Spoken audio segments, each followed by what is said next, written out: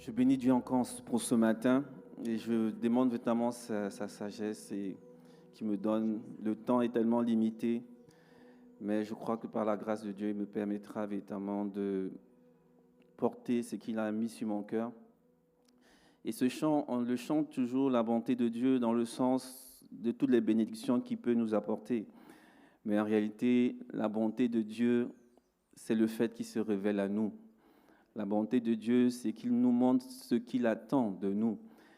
Et le Seigneur Jésus-Christ qui venait justement pour ce peuple qui se disait peuple de Dieu qui cherchait sa face, mais lorsque Jésus est venu, ils ne l'ont pas reconnu. Lorsque Jésus est venu, ils l'ont rejeté parce qu'il apportait un langage nouveau. Il apportait une autre façon de voir, mais en réalité qui était la façon de voir du Père qu'ils adoraient tous les jours. Et donc la bonté de Dieu, c'est de se dévoiler aux hommes.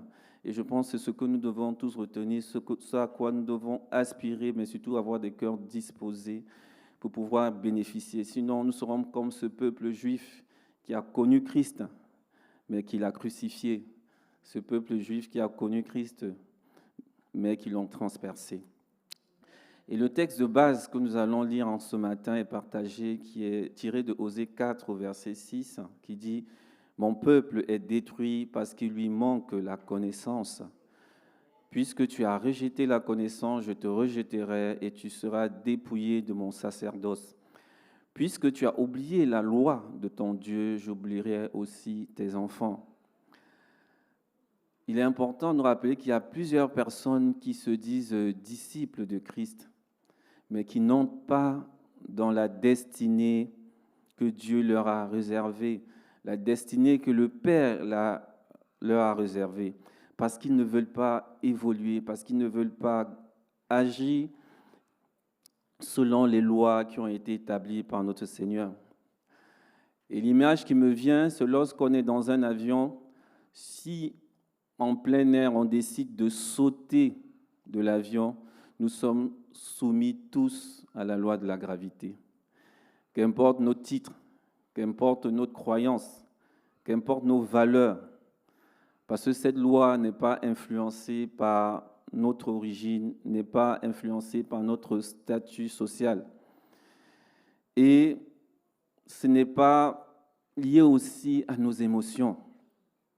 C'est pour ça que nous voyons en pratique ces hommes qui sont dits puissants, qui ont tendance à créer tout un système autour de ceux que nous appelons nos décideurs, c'est-à-dire les présidents, les maires, les députés, pour que les lois qui les arrangent puissent passer, parce que nul n'est au-dessus de la loi.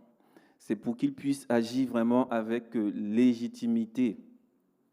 Et le monde spirituel auquel nous appartenons tous est aussi régi par des lois. C'est pour ça que le Seigneur dit, dans ce texte que nous avons lu, il dit « Puisque tu as oublié la loi de ton Dieu, j'oublierai aussi tes enfants. » Et le rejet de la loi entraîne de facto une action de destruction. C'est pour ça qu'il dit « Mon peuple est détruit parce qu'il lui manque la connaissance. » Puisque tu as rejeté la connaissance. Et ensuite, il y a aussi l'éloignement de la présence de Dieu. C'est pour ça qu'il dit « Je te rejetterai et tu seras dépouillé de mon sacerdoce. » Il est important pour nous de nous rappeler que notre Dieu est la source de toutes choses. Et pour maintenir sa création de façon ordonnée, il a établi des lois. C'est pourquoi l'ennemi aime évoluer beaucoup dans le chaos. C'est pour ça qu'il aime évoluer dans le désordre, dans la rébellion. Dès qu'on essaie d'organiser, il y a toujours tout un système qui est mis en place pour casser tout. Et ça, c'est le fonctionnement de l'ennemi. Plusieurs veulent grandir spirituellement, expérimenter le surnaturel de Dieu, mais ce n'est pas possible si on n'a pas une pleine connaissance des lois qui régissent le monde spirituel. Le texte dit, puisque tu as rejeté la connaissance, puisque tu as oublié la loi de ton Dieu, donc c'est vraiment important. Donc, on est tous sur l'ascension de la loi. Je prends ce temps pour que nous puissions cerner la profondeur de ce que Dieu veut nous révéler. On est donc tous sous l'ascension de la loi lorsqu'on ne la respecte pas. Et on a deux types de personnes. Il y a ceux qui refusent de reconnaître la loi. Donc, dans d'autres contextes, c'est le païen. Et parfois, c'est ce chrétien qui refuse de méditer la parole. C'est ce chrétien qui se laisse voler la parole lors des rassemblements parce qu'il n'est pas concentré, parce qu'il est distrait par les causeries, distrait par les portables, ou tout simplement parce qu'il est endormi. Et ça, c'est vraiment important. Nous devons rester focalisés. Comme notre frère Claudie l'a dit, restons focalisés sur le Seigneur. Maintenant, il y a un autre groupe de personnes qui refusent aussi de respecter la loi, mais c'est ce groupe de personnes, c'est ce chrétien qui écoute la loi, qui écoute la parole, qui la retient, qui a pleinement conscience de ce que Dieu veut, mais qui refuse de mettre en pratique parce que ça ne lui convient pas. Et ça, c'est très important.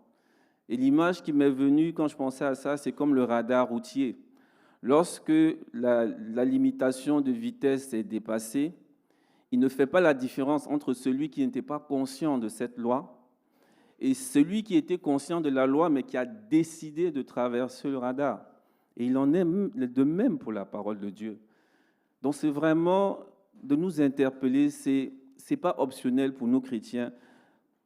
Il faut vraiment que nous prenions du temps dans la parole de Dieu, le temps pour méditer, et nous avons tout intérêt à mettre en pratique. Et le Seigneur Jésus, quand il commençait son ministère, Satan est venu pour le tenter par rapport à la parole de Dieu. Parce qu'il sait que pour mettre le Seigneur Jésus en porte-à-faux avec son Père, c'est de transgresser la loi. Et c'est pour ça qu'il est rentré dans la parole. Et malheureusement, pour lui, c'est que notre Seigneur est resté focalisé sur son Père. Il est resté focalisé sur la parole, puisque lui-même, il se présente comme la parole. Adam et Ève, dès le début, avaient reçu des règles de conduite. Et Adam et Ève, c'est ceux qui nous ont précédés. Et il est dit dans Genèse 2, du verset 15 à 17, il est dit « L'Éternel Dieu prit l'homme et le plaça dans le jardin d'Éden pour le cultiver et pour le garder. L'Éternel Dieu donna cet ordre à l'homme, tu pourras manger de tous les arbres du jardin, mais tu ne mangeras pas de l'arbre de la connaissance du bien et du mal, car le jour où tu en mangeras, tu mourras. » Et nous savons tous qu'en ce jour, lorsqu'ils ont enfreint cette loi, ils ont été chassés d'Éden. Donc ils ont été chassés de la présence de Dieu. Donc la parole de Dieu est une, il dit « je te rejetterai ». Donc lorsqu'on n'honore pas le Seigneur, il nous rejette. Il ne peut pas cohabiter avec le péché. Et Dieu lui-même est soumis à la loi qu'il a établie, puisqu'il n'a pas dit « bon, comme je me suis trompé, vous pouvez manger de tous les fruits, de tous les arbres qui sont là ». Non, il allait jusqu'au bout de ce qu'il avait établi, parce que Dieu lui-même est présenté comme celui qui est fidèle. Nous aimons souvent chanter « Dieu est fidèle », mais en réalité, il est fidèle à sa parole. Il ne change pas. Et avant d'entrer dans le vif du sujet, je voudrais véritablement donner, c'est une exhortation pour chacun de nous, pour les adolescents, pour les adultes, pour les grands-mamans, les grands-papas, qui doivent plonger régulièrement les regards dans le livre de vie, qui doivent prendre la décision de mettre en pratique le contenu. Parce que le manque de connaissances, qu'il soit volontaire ou involontaire, a la même finalité, c'est la destruction. C'est notre Dieu qui l'a établi. Et c'est véritablement important.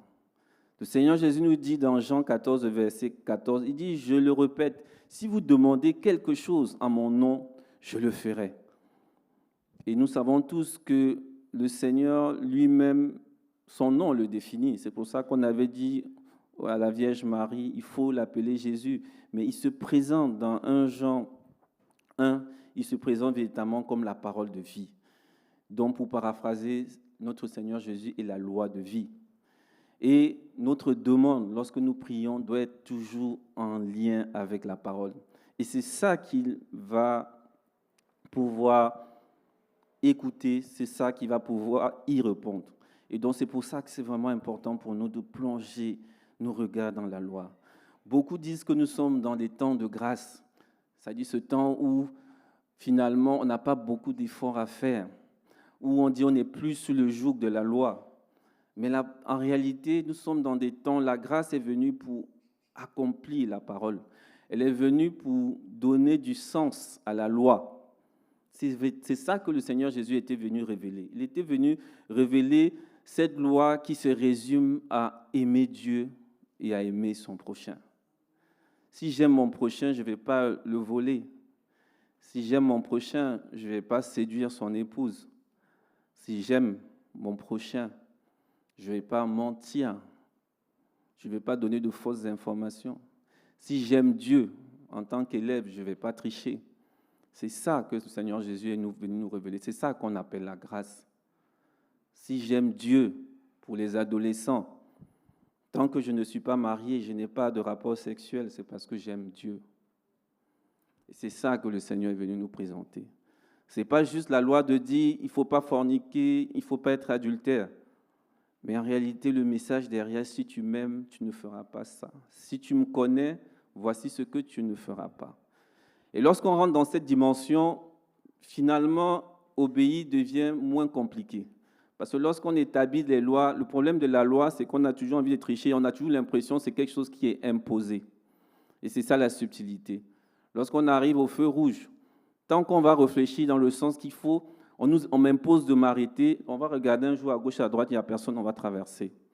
Mais lorsqu'on a dans l'esprit se disant que c'est pour que la circulation soit organisée pour tous, parce qu'en traversant, je peux renverser quelqu'un, c'est une vie, je peux rendre quelqu'un paralytique parce que j'ai voulu traverser. Et c'est ça que le Seigneur est venu nous présenter. Il nous a présenté la grâce pour que finalement la loi ne soit pas vécue comme quelque chose de lourd, mais que ça soit un acte d'amour. Amen. Donc ce matin, le Seigneur avait mis à cœur 3 sujets, dont 3 lois tirées de sa parole. Et pendant toute la semaine, j'ai prié, et chaque fois, il y a une loi qui est revenue en boucle. Et je sais que c'est toujours un sujet qui est très polémique dans nos assemblées, mais je bénis Dieu parce que j'ai compris au travers de la vie de Saül que mieux vaut l'obéissance que les sacrifices. Parce qu'en réalité, lorsqu'on se présente devant vous, en tout cas pour ce dimanche, je ne me présente pas devant des hommes, je me présente devant le Père. Et il est important de pouvoir obéir. Et j'ai encore cette joie parce que ce sujet dont on va parler, je ne suis pas à la tête d'une assemblée dont je n'ai pas, comme on dit souvent, je n'ai pas de parti pris, je n'ai pas de conflit d'intérêts. Et donc la loi dont on va parler particulièrement aujourd'hui, c'est la loi de la dîme. Ça reste toujours un sujet particulier, mais vraiment je bénis Dieu et je prie que vous ayez le cœur ouvert. Je prie que le Seigneur vous révèle ce que moi, il m'a révélé pendant ce temps de méditation, pour que nous puissions véritablement manifester et expérimenter la bonté de Dieu. Amen. Donc, nous allons parler aujourd'hui de la dîme. Et il est important de rappeler toujours que le comportement de beaucoup d'hommes de Dieu, le comportement de beaucoup de certains serviteurs inappropriés a semé vraiment la confusion dans nos esprits. Et c'est aussi important de rappeler, et c'est chaque fois quelque chose que moi j'ai toujours attaché à mon travail, l'Église c'est un grand hôpital. Si on n'a pas cette image, il est difficile pour nous de persévérer dans la communion fraternelle. Il est difficile pour nous de continuer à servir Dieu parce qu'on aura rattaché chaque fois devant des comportements inappropriés, faire le mauvais combat parce qu'on va le rattacher à l'individu, alors qu'il faut voir des choses totalement différemment. Et se rappeler que toutes ces personnes qui se sont mal comportées ont créé cette confusion et ça a créé vraiment une toile de fond pour le diable. Parce que finalement, étant un sujet d'argent, de finances, ça a poussé beaucoup de gens, ça a enlevé la substance, en fait le but du diable, d'enlever la substance à cette loi qui est très importante pour chacun de nous en tant que chrétiens, dans le but de voler toutes les grâces qui sont disponibles derrière l'obéissance à cette loi.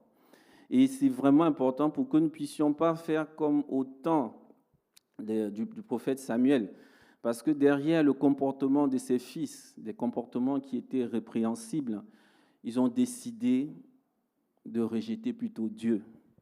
Et je lis vraiment ce texte parce que, vraiment en le lisant, et c'est tiré de 1 Samuel 8 au verset 1 à 7, je vais lire quelques versets et aller vraiment au verset qui a touché mon cœur. Le Seigneur dit, et c'est écrit dans Samuel, dit, Samuel, devenu vieux, confia à ses fils l'administration de la justice en Israël. L'aîné s'appelait Joël et le cadet Abijah, et il s'établit à Beersheba pour y rendre la justice. Mais ils ne suivaient pas les traces de leur père, comme ils étaient corrompus par l'amour de l'argent, ils acceptaient des pots de vin et faussaient le droit. C'est pourquoi tous les responsables d'Israël se réunissent auprès de Samuel à Rama. Et on connaît l'histoire où ils ont demandé qui voulait un roi. Et Samuel a prié l'Éternel. Et qu'est-ce que dit le Seigneur? Il dit, écoute ce peuple et accepte toutes leurs demandes. En effet, ce n'est pas toi qu'ils rejettent, c'est moi. Ils ne veulent plus que je règne sur eux. En effet, ce n'est pas toi qu'ils rejettent, c'est moi. Ils ne veulent plus que je règne sur eux. Cette phrase était tellement... En fait, moi, ça a réveillé quelque chose en moi. C'était tellement profond pour moi parce que je prenais ça vraiment comme un réma. Car nous sommes dans des temps particuliers où nous nous faisons interprètes de Dieu. Par rapport au contenu de sa parole, lorsque ça ne nous convient pas, nous désobéissons sous des prétextes liés à des comportements inappropriés de certains mandataires. Mais le vrai motif caché derrière est le refus d'accepter que Dieu règne sur nos vies. Et ça, c'est le message que le Seigneur mettait dans mon cœur. Dieu a dit, et c'est un exemple de vie pratique avant de continuer sur les choses, il a dit dans Éphésiens, il dit, femmes, soyez soumises à vos maris comme au Seigneur, car le mari est le chef de la femme. Mais lorsqu'on continue, il a dit aussi, au verset 25, Marie, aimez vos femmes comme Christ a aimé l'Église, et s'est livré lui-même pour elle, afin de la sanctifier par la parole, après l'avoir purifiée par le baptême d'eau, afin de faire paraître devant lui cette Église glorieuse, sans tache, ni ride, ni rien de semblable, mais sainte et irrépréhensible.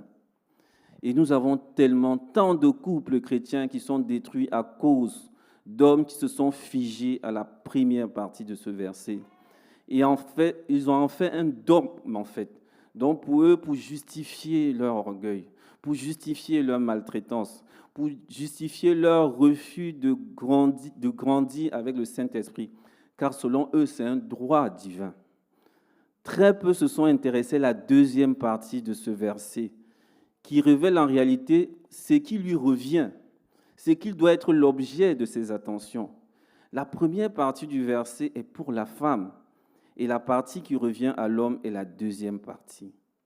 Le refus pour l'homme de s'occuper de sa part du verset et de la femme, la sienne, n'est plus finalement, on ne peut pas le résumer à un problème d'homme ou de femme, ou bien de celui qui a tort ou a raison, mais c'est le refus d'accepter le règne de Dieu sur sa propre vie. Et c'est la profondeur du message que le Seigneur me donnait. Et j'en ai pleuré parce que je me suis rendu compte, mais Seigneur, finalement, on utilise tellement de prétextes, on justifie tellement de choses au travers du comportement de X ou Y. Mais lorsqu'on est humble, si on veut reconnaître en réalité, c'est parce qu'on refuse que Dieu règne sur notre vie. Que Dieu règne par rapport à quelque chose qu'il établit pour chacun de ses enfants.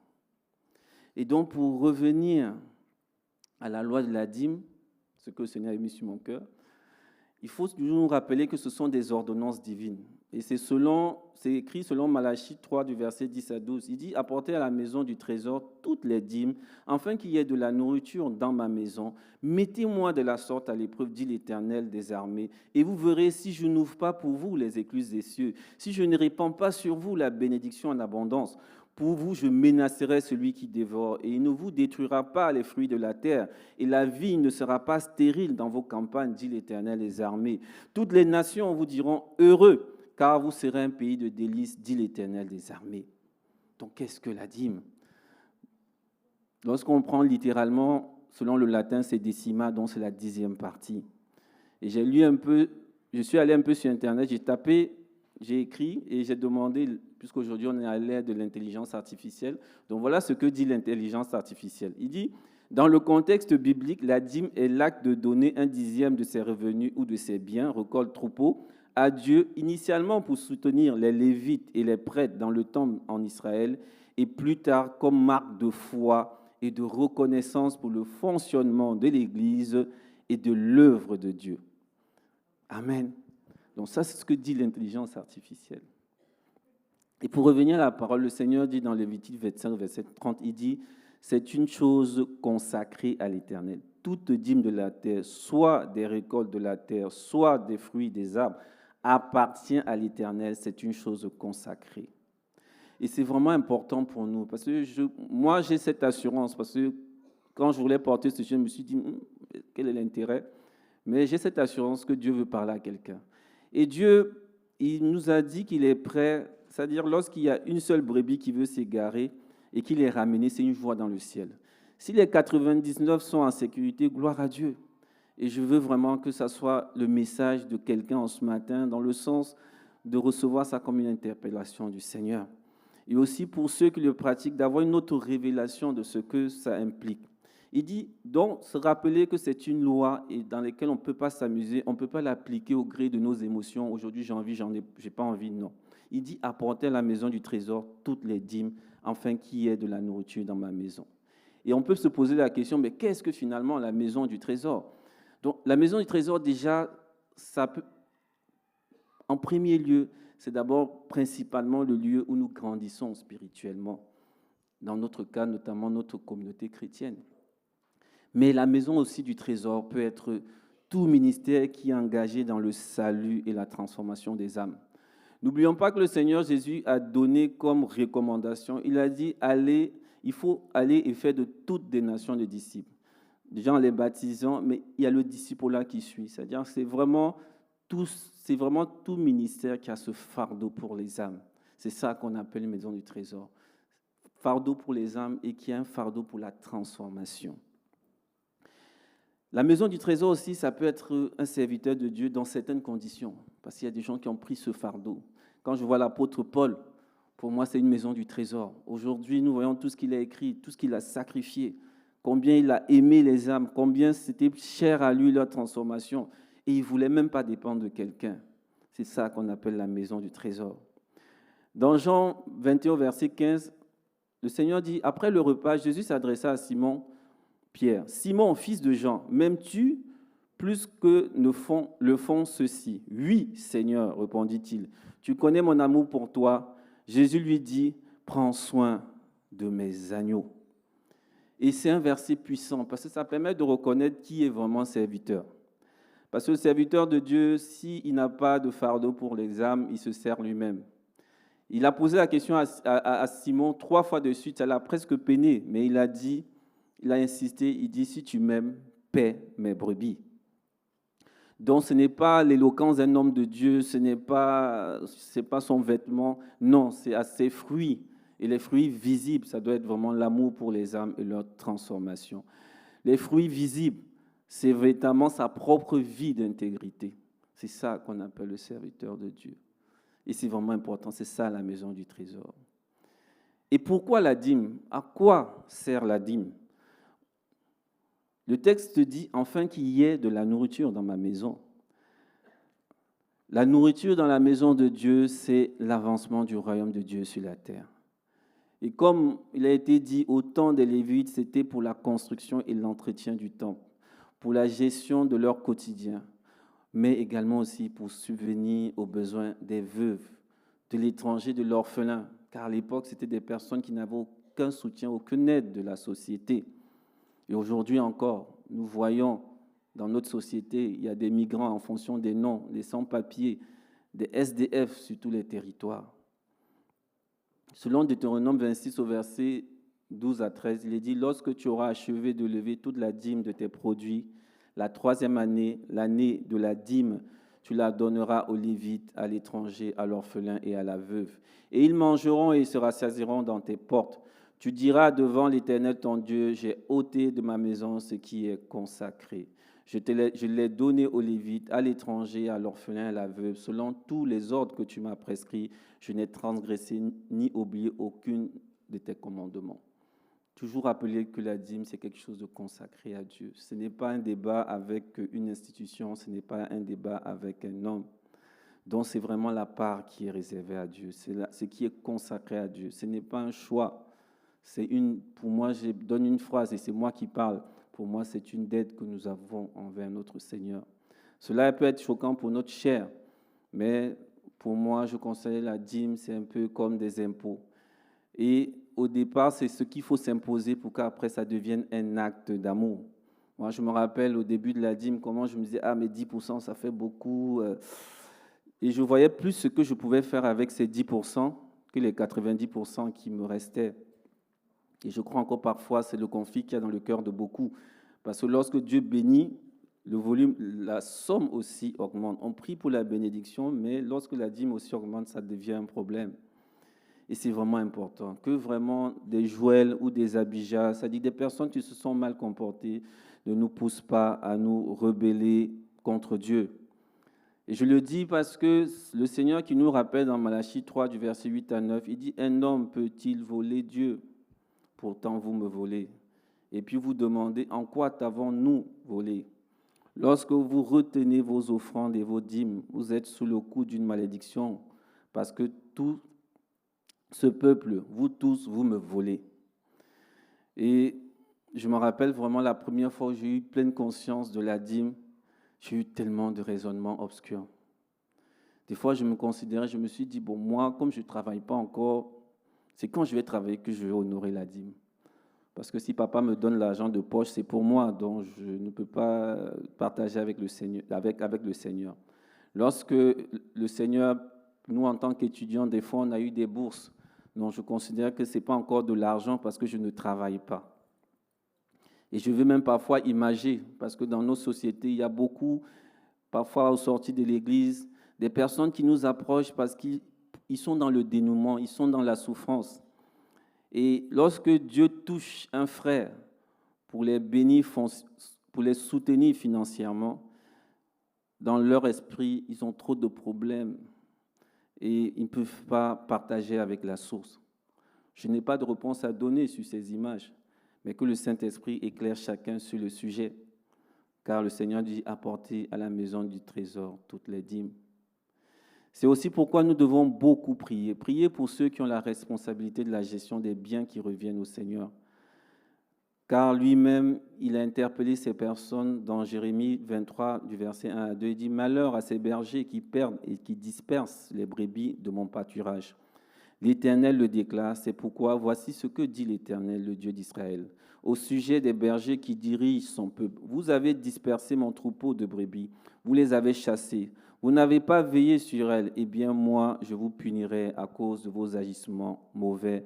L'Éternel le déclare. » Et donc c'est vraiment important ce sujet parce que même en tant que communauté, nous devons honorer la dîme. Parce que l'image qui me venait à chaque fois, c'est comme cette semence. Même lorsque nous consommons un fruit, que ce soit une mangue, on ne mange pas jusqu'au noyau.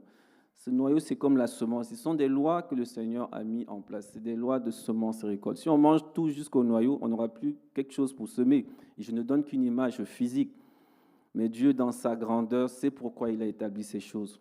Il a même dit aux Lévites, et c'est dans Nombre 18 au verset 26, il dit aux Lévites, lorsque vous recevrez des Israélites les dîmes que je vous donne de leur part en guise de possession, vous en prélèverez le 10e comme offrande pour l'Éternel. Même les Lévites devaient honorer, parce que derrière se trouvent des bénédictions. Et c'est à ça que je veux arriver. Dans Nombre 18, toujours verset, il dit, mettez-moi de la sorte à l'épreuve, dit l'Éternel. Et le Seigneur m'interpellait sur ce sujet parce que dès qu'on parle d'argent, on a toujours ce sentiment de perte qui monte dans notre cœur. Et surtout lorsqu'il s'agit de la dîme, lorsque ça touche à nos finances, c'est des sujets très sensibles, c'est des sujets très personnels et privés. Et ça nous fait oublier en réalité l'opportunité que Dieu donne à chacun de nous de façon légale, de parler sur des situations, d'appeler la vie de Dieu, sa puissance, son règne. Il dit, mettez-moi de la sorte à l'épreuve, dit l'Éternel. Ce n'est pas un homme qui parle, c'est Dieu lui-même qui parle. Et malheureusement, pour beaucoup, on a relégué la dîme à un acte religieux. Non, on ne donne pas seulement sa dîme, on proclame sur sa dîme. On appelle à l'existence ce qui n'est pas encore sur la base des promesses de Dieu.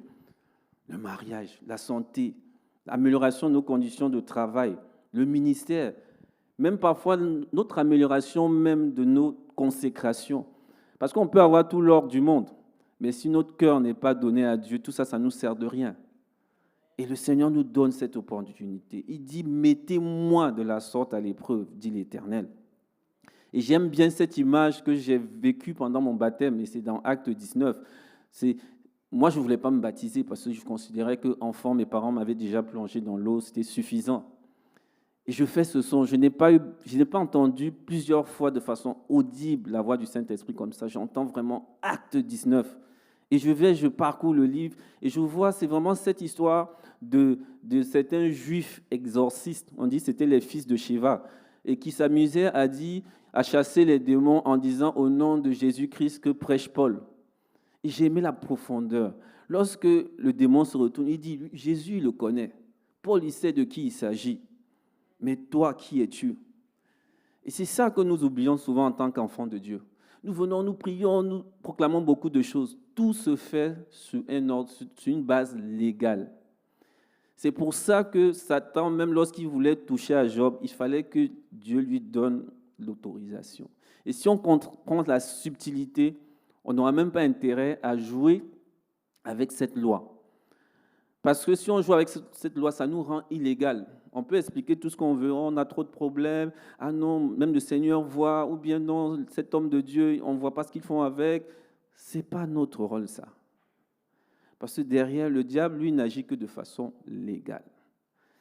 Pour agir dans la vie de quelqu'un, il faut ouvrir une porte. Et c'est pour ça que le Seigneur nous donne cette opportunité au travers de la dîme en disant « Mettez-moi de la sorte à l'épreuve, dit l'Éternel des armées. » Et moi, je prends cette image, il dit « Que veux-tu que je fasse pour toi ?» Et c'est la question qu'il avait posée à celui-là qui était sur le chemin dans Marc 10, versets 51 à 53. Il dit, Jésus lui dit, « Que veux-tu que je fasse pour toi ?»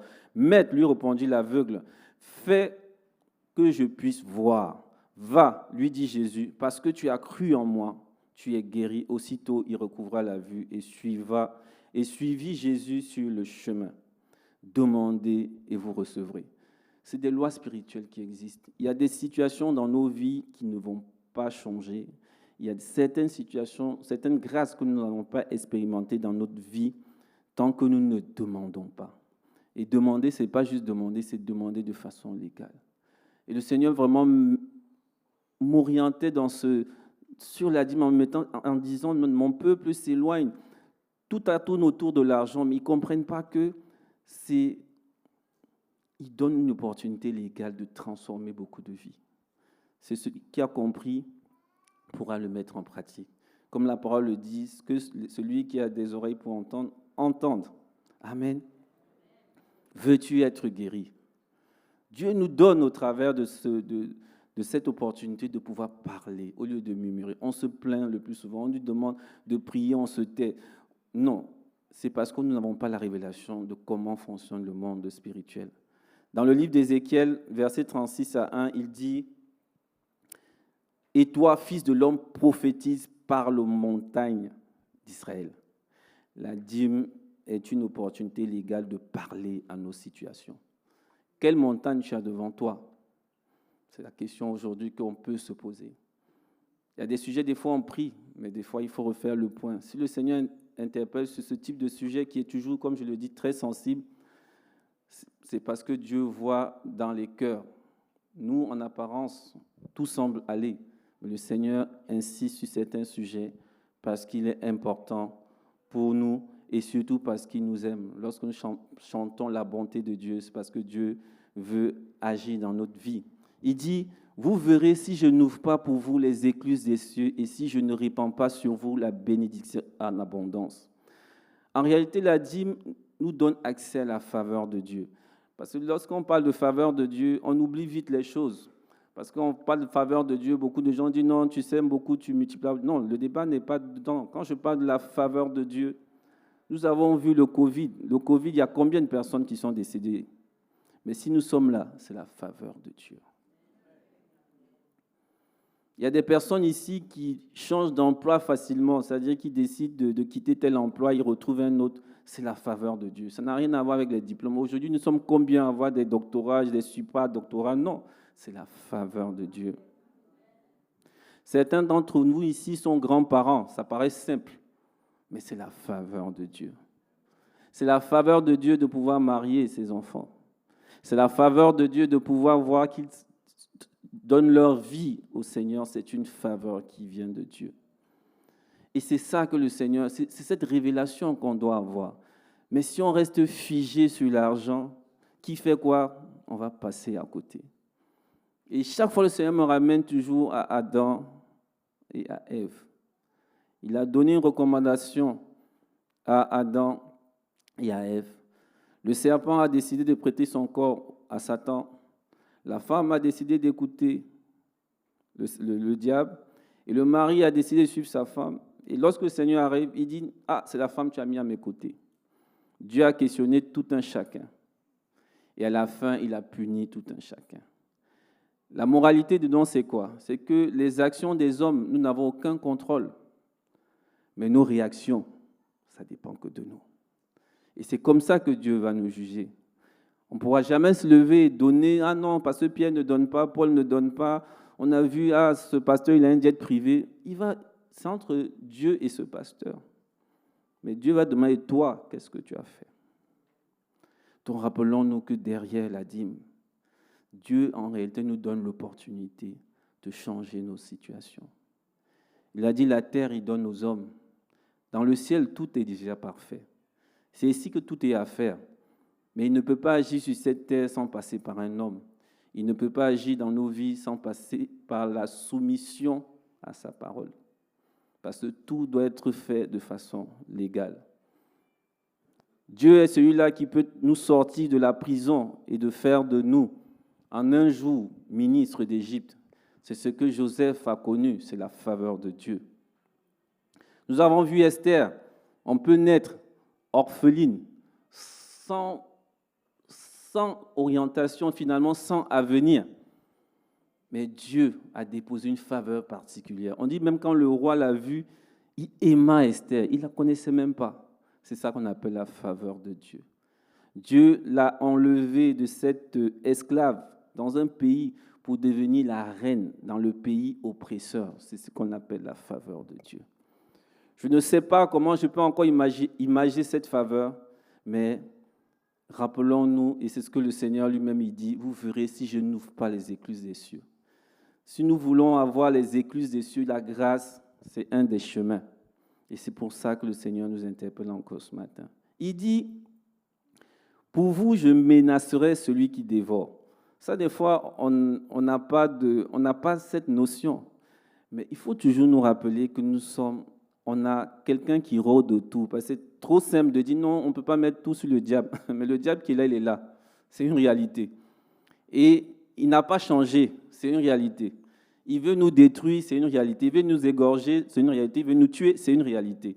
On peut faire tous les discours autour, mais c'est une réalité. Et le Seigneur nous dit, je vous menacerai celui qui dévore. C'est Dieu lui-même qui dit. Donc il sait ce qui nous entoure, même si nous ne voyons pas de nos yeux. Demandez à Job. Voyons l'histoire de Job. Dieu a donné accès aux dévoreurs pour un temps.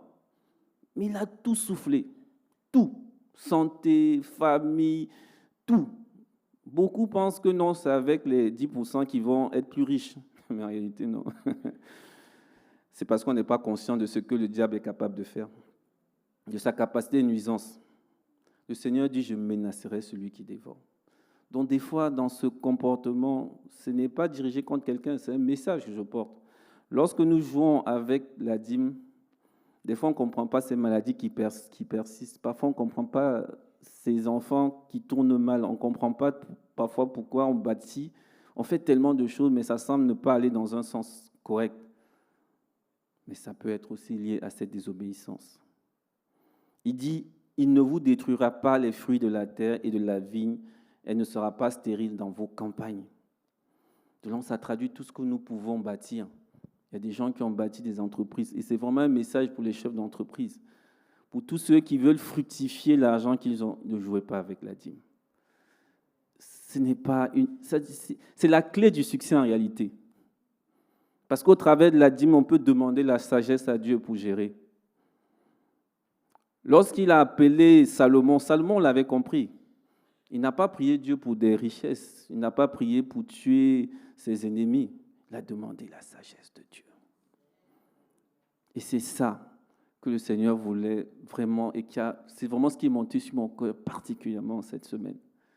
Donc comprendre le message qu'il y a derrière. Comprendre que ce n'est pas un acte banal. Comprendre que nous sommes des êtres spirituels avec un corps. Si nous voulons gérer des choses de façon charnelle, nous allons passer à côté de beaucoup de choses. Je voudrais vraiment, parce qu'il y avait d'autres thèmes, mais je pense que je dois m'arrêter là. Mais je voudrais vraiment que nous puissions vraiment courber la tête vraiment pour prier. Prier sur 2 sujets importants. Prier déjà pour avoir une bonne compréhension de la dîme. J'ai essayé avec mes petits mots, comme le pasteur nous dit souvent, le Seigneur met un message dans ton cœur, mais ce sont tes mots qui sortent. Donc c'est avec mes petits mots que j'ai essayé d'apporter ce message. Mais je veux vraiment compris pour que le Saint-Esprit parle individuellement à chacun. Qu'il puisse nous donner une révélation particulière de la dîme. Que nous puissions profiter des grâces qui se cachent derrière cette obéissance, cet acte d'amour à Dieu. Élevons la voix. Père éternel, mon Dieu, je voudrais te bénir encore et te rendre grâce, Seigneur. Te dire encore merci, Seigneur, pour ta parole. Merci, Seigneur, pour ta fidélité. Merci, Seigneur, mon Dieu, parce que tu nous aimes, Seigneur. Et tu veux que nous puissions avoir une bonne compréhension de cet acte d'amour qu'est la dîme, Seigneur. Nous te demandons pardon, Seigneur, pour toutes les fois où nous avons eu, Seigneur, mon Dieu, des pensées, des raisonnements obscurs autour du sujet, Seigneur. Pardon pour toutes les fois où on a ramené ça à l'individu, on a ramené ça à des communautés, Seigneur. Tu es un Dieu grand, Seigneur mon Dieu. Quel homme devant toi. Tu es un Dieu aimant. Nous t'appelons Père et tu veux tellement agir dans les vies. Et malheureusement, parfois, dans notre entêtement, dans notre ignorance, Seigneur, nous bloquons ta main.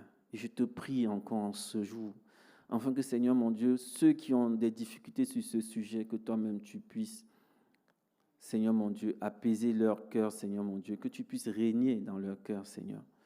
Je te prie, Seigneur mon Dieu, mon roi, afin que ceux aussi qui le faisaient juste comme un acte religieux pour ne pas, comme dit, j'ai pas avoir de problème avec toi, Seigneur, comme celui qui prenait le talent pour le mettre sous le sol parce qu'il se dit, ah, ce monsieur, il faut que je lui remette ce qu'il m'a donné. Non, que Seigneur mon Dieu, que tu puisses aider cette personne à voir plutôt tout le potentiel qu'il y a derrière. Que nous puissions être des hommes et des femmes qui parlent à leur situation au travers de la dîme. Que nous puissions être des hommes et des femmes qui appellent à l'existence ce que tu as prévu, ce que tu as déjà préparé dans les lieux célestes, en fait que ça soit manifesté sur la terre. Que tu nous donnes à nous tous la révélation que nous marchons, Seigneur mon Dieu, marchons selon tes lois. Et que toi-même tu es soumis à ces lois. Que tu enlèves, Seigneur mon Dieu, tu nous gardes de la confusion de l'ennemi qui aime toujours semer du trouble. C'est ce même trouble qu'il a semé dans le cœur de Ève. Et lorsque nous commençons déjà à discuter avec lui, nous prenons déjà le chemin qui est contraire. Que véritablement, dans ce que tu nous dis, ce que ta parole nous dit, que ça soit un oui et amen. Que lorsque c'est difficile, nous puissions demander la force de juste obéir, même si nous ne comprenons pas, que nous puissions juste te faire confiance. Je te bénis encore et j'élève encore ton Saint-Nom, Seigneur, au nom puissant du Seigneur Jésus-Christ. Amen. Et nous allons prier pour le dernier sujet qui est vraiment de prier pour tous les bergers, prier pour tous les pasteurs, que vraiment le Seigneur leur donne de l'intégrité dans la gestion de ce qui lui revient, qu'il leur donne de la sagesse pour la répartition de ce qu'on a collecté au nom de Dieu pour leur remettre, afin que dans leur gestion, il ne soit pas une pierre d'achoppement pour le peuple de Dieu.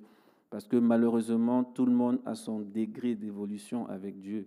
C'est comme à l'école, il y a ceux qui sont à l'école primaire, il y a ceux qui sont à l'université. Et chacun évolue à un certain rythme avec Dieu. Et c'est pour ça que le Seigneur dit à ceux qui l'appellent, il aura aussi des comptes plus importants à demander. Donc on va prier pour demander vraiment la grâce de Dieu sur chaque serviteur. Et bénir le Seigneur pour ceux qui sont jusqu'à aujourd'hui intègres, pour qu'ils puissent tenir jusqu'au bout. Parce que la vie chrétienne, c'est une course de fond. On va vraiment prier pour ce sujet. Père éternel, je voudrais te bénir et te rendre grâce.